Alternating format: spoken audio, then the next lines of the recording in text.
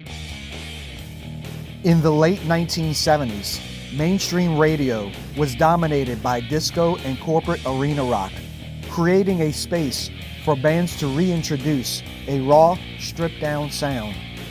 It was within this musical landscape that ACDC released their sixth studio album, Highway to Hell, on July 27, 1979. Up to that point, the band had achieved a strong cult following, but lacked major commercial radio success in the United States. Pressure from their American label, Atlantic Records, forced a change in the band's production team.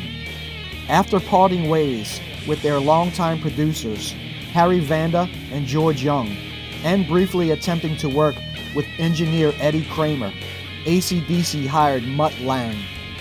Lange brought a highly disciplined approach to the studio sessions, which lasted for 3 months and often spanned 15 hours a day. He focused heavily on tightening the band's backing vocals and sharpening their timing. This refinement gave the tracks a clearer definition without stripping away the raw blues-based foundation laid down by rhythm guitarist Malcolm Young and drummer Phil Rudd. The album's title track came from a direct, practical origin rather than standard rock lyric tropes. When a reporter once asked lead singer Bon Scott what life was like on their exhausting, continuous tour schedule across the United States, he described it as a highway to hell, and the phrase became the anchor for the song. The opening 3-chord riff was conceived by Angus Young during a rehearsal break. Musically, tracks like Girls Got Rhythm, A Touch Too Much, and Shot Down in Flames balance these straightforward chord progressions with Bon Scott's distinctive, humorous, and conversational vocal delivery.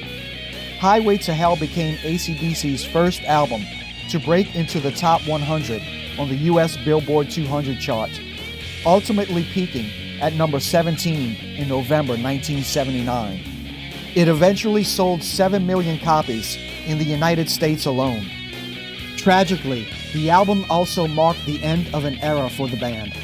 In February 1980, just 7 months after its release, Bon Scott died in London from acute alcohol poisoning at the age of 33.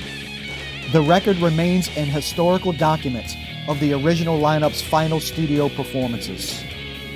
Be sure to hit the like button, share the channel, and subscribe for more rock and metal music history.